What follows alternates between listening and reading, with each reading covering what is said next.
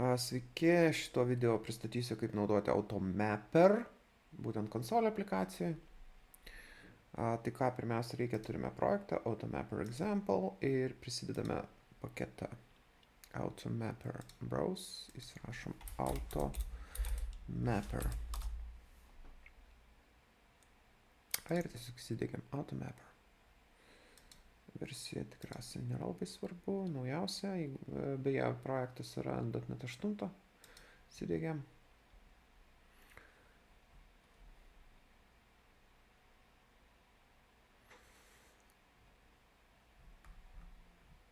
Taip, įsidėgiam, man atrodo, jo, įsidėgiam, galim uždaryti. Galima viską rašyti dabar realiai dirbant su AutoMapperiu, tai realiai kas yra AutoMapperis? Tai yra būdas konvertuoti iš vieno tipo į kitą tipą. Šiam pavyzdžiui, būtent konkrečiai su šituo pavyzdžiu, kurį nagrinėsim, tai turėsim user klasę, modelį ir mes konvertuosim jį į user DTO. User gali būti entity, gali būti kita kažkokia tarpinė klasė, bet mums reikia konvertuoti iš vieno ir esminio. Pasunkinant užduotį padarysime taip, kad user klasė turės gimimo datą, turės vardą ir gimimo datą, tokias laukus, o user DTO turės būtent vardą ir amžių. Tai reiškia, mums konvertavimo metu reikės iškonvertuoti gimimo datą, paversti į amžių. Kiek metų. Ne? Tai va, tam naudosim AutoMapperį, mes galime naudoti tradicinius konverterius, tiesiog konvertuojam iš vieno tipo į kitą, čia panaudosim AutoMapperį. Tai prieš tai, aišku, prieš pradedant, pirmiausia, turime turėti du tipus, tai vienas tipas bus tiesiog user tipas, add class user.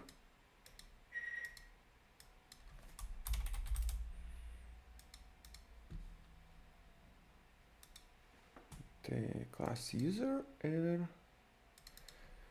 iš karto aš turiu paruoštą kodą, įsidedam kodą, tai turiu userio klasę. Ir tada turiu DTO klasę, user DTO. Add class user DTO.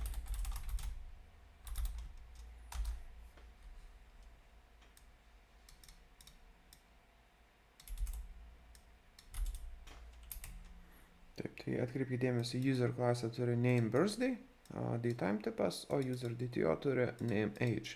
Tai jums realiai reikia konvertuoti iš user į age, iš user date of birth į age. Pradžia tokia. Dabar tai visą tai darysime, galėtume padaryti programai, ar nesusikuriame vieną modelį į kitą, konvertuojam iš vieno į kitą, bet kadangi naudosime AutoMapperį, tai mes turim pirmiausia apsirašyti konfiguraciją. Tai konfiguracija pirmiausia yra apsirašoma atskira mapping profile klasė specifinė, tai tokią ir susikurkime. Ir šitame mapping profile klasėje yra aprašomi visi mapinimai iš vieno tipo į kitą. Jeigu jų daugiau turėsi, tai daugiau jų yra apsirašoma to vienoj. Tai vienas failas būna. Na, bent jau padarimas toks. Pavadinsiu mapping profile. Mapping profile. Ši klasė paveldi iš profile klasės.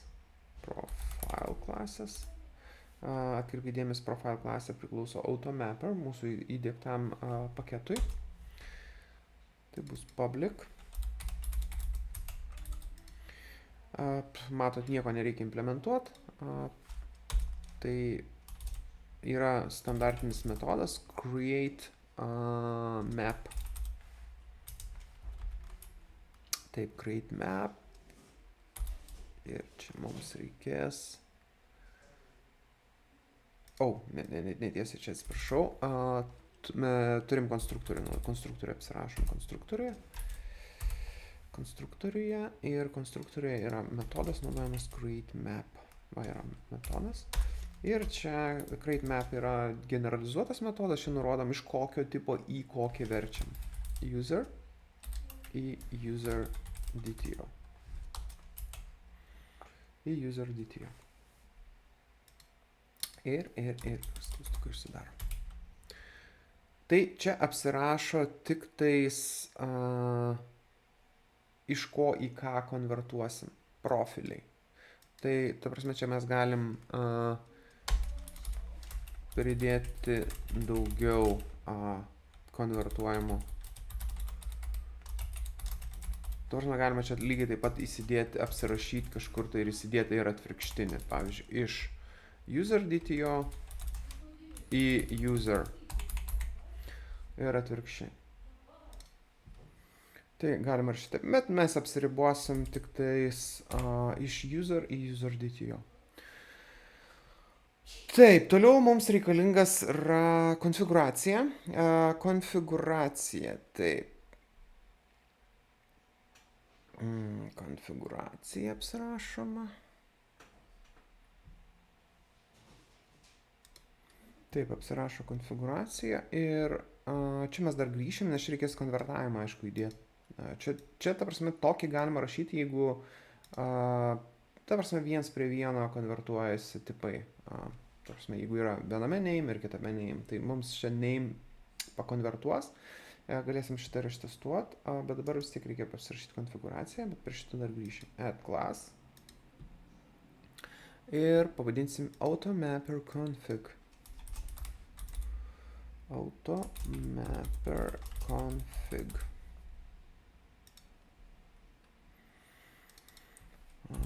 Klasė. Čia turės vieną metodą, kuris grąžins IMapper interface'ą ir vadinsim configure mapper, kad konfigūruotų mapperį.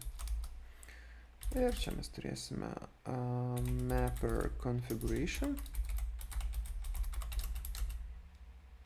New mapper configuration.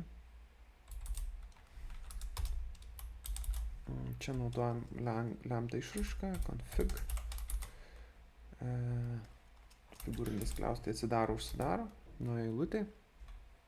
Config, cfg, add profile. Add profile ir čia įsideda mūsų ką tik aprašytas mapping profilas, new mapping profile. Ta, kurį ką tik čia apsirašėm. Ir tarsi užregistruojam. Viskas. Ir turim savo, tokių mes profilių galim turėti ne vieną, kelis ir juos visus čia galima sudėti. Taip, ir grąžinam return mapper configuration create mapper.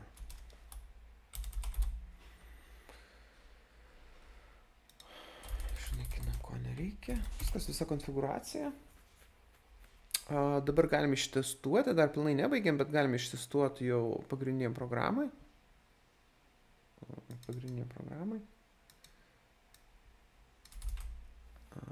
Sukurti mapperį. New automapper. Mapper config. Ta, kurį mes turim susikūrę. Ir čia kviečiam metodą configure mapper. Configure mapper. Tai va, turim mapperį. Tada turim du tipus. Vieną tipą ir antrą tipą. Sukūrim vieną tipą user. New user. Tarkim, John Doe.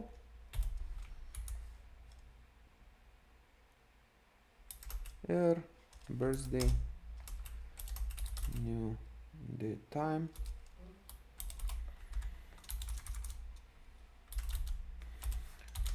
Tarkim, bet kokie metai. Paskaidykim eilutėmis.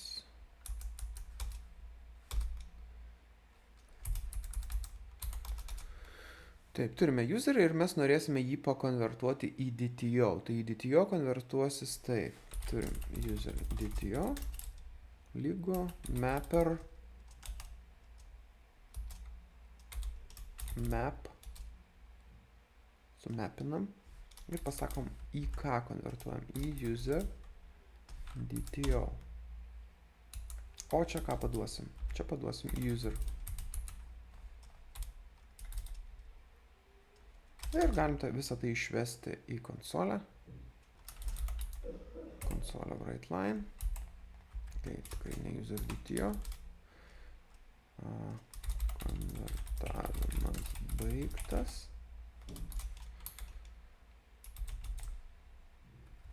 Ir čia galim išspausdinti, pavyzdžiui, ką mums išspausdino name.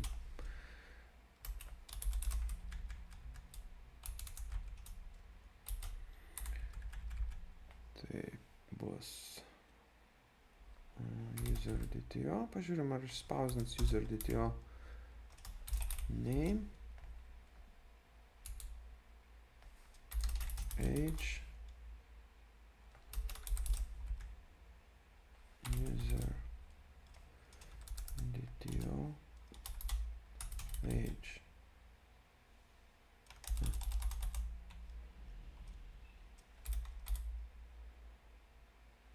Age. Nu, pasileidžiam programą.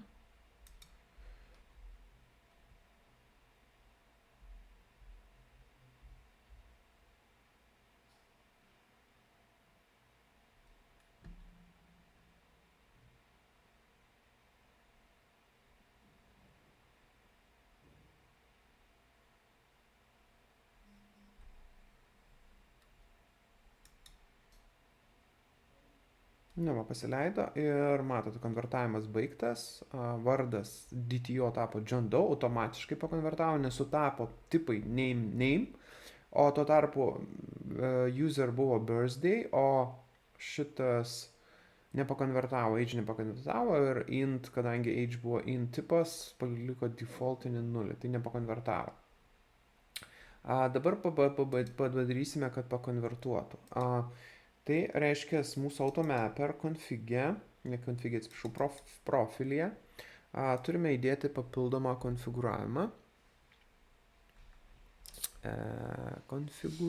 Sukonfigūruoti. Taip, tai čia papildomai ne kabletas, galim iš naujos eilutės, toliau Fluent API naudojant, tai reiškia metodas, ir yra toks metodas forMember.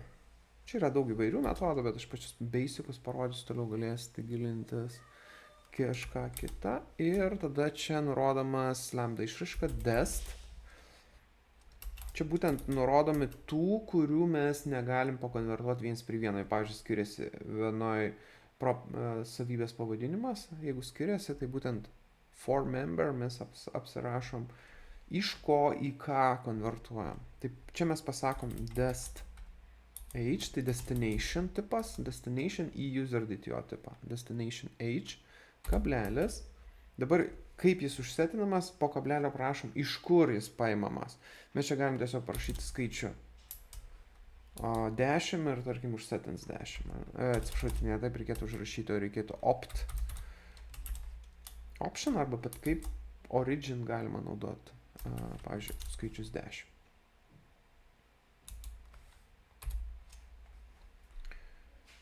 Man atrodo, taip irgi negalima. Jo, gal taip kaip ir ne. Jo, tiesiai negalima, reikia iš konkretaus tipo. Opt map from. Šitaip apsirašo. Map from. Ir čia skliaustukuose nurodot iš kur. Resursas RC. O čia, man atrodo, bus galima įdėti 10. Jo, šitą. Tai va, galima parašyti čia 10, arba reikėtų apskaičiuoti. Tai vietoj 10 mes gal sukursim metodą atskirą. Čia mes galim sukurti atskirą metodą, private, kuris grąžina int, pavadinti resolve age. Čia bus paduodamas data laikas, date time. Pavyzdžiui, birthday.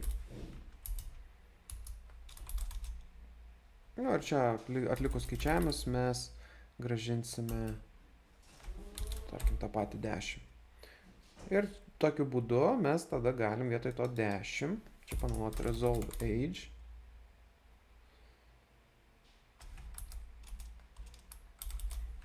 Ir čia perduoti datą. Iš kur ta data? Data ateis iš src. Src tai yra tas būtent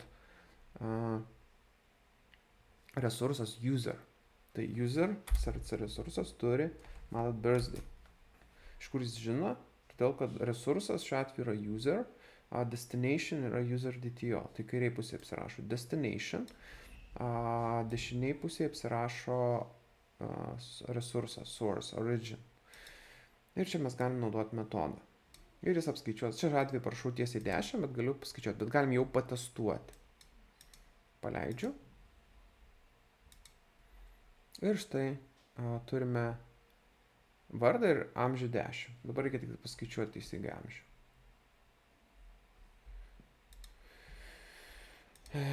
Dabar amžių paskaičiuoti. Mes naudojam standartinį amžiaus skaičiavimo algoritmą. Aš jį įkelsiu ir nerašysiu. Įkeliu. Aš mažosios raidės prašysiu birthday, nes vienas žodis, ne du atskiri žodžiai. Taip, įkeliu algoritmą.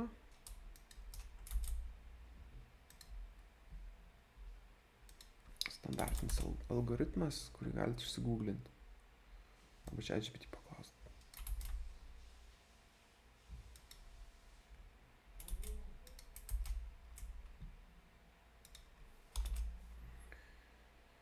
Taip, save.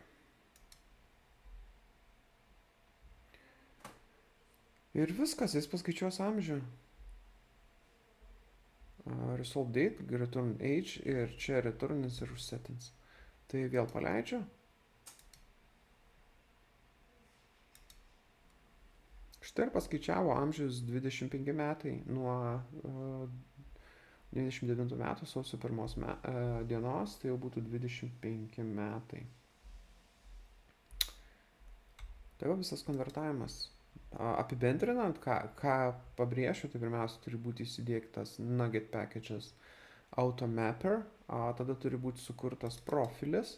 Profilis realiai yra kaip konverteris, kuris konvertuoja automatiškai. Čia toliau galima tęsti visus kitus tipus, sudėti ir panašiai, galima ir atvirkščiai pasidaryti iš user DTO į user, bet principas toks, būtent šitaip apsirašo. Patys basicai. Realiai, jeigu ir tipai sutampa vienas prie vienas, šiuo atveju mes name niekaip nekonvertuojam, nes jis automatiškai atpažįsta user turi name ir user DTO turi name savybę. Tai automatiškai. Tai va, automapper įsidiegimas, mapping profile sukūrimas, toliau automapper config klasės sukūrimas. Čia mes sudedame visus mapping profilus, kuriuos sukūrėm, galim jų daugiau įdėti, jeigu tokių turim. Ir tada jau pagrindinėje dalyje naudojamės automapperiu. Jeigu naudojam kokį web service API, tai šiek tiek gali skirtis. Principas tas pats, bet gali tiesiog ten, kadangi dependency injection naudojamas, tai šiek tiek gali skirtis. Tai va tiek.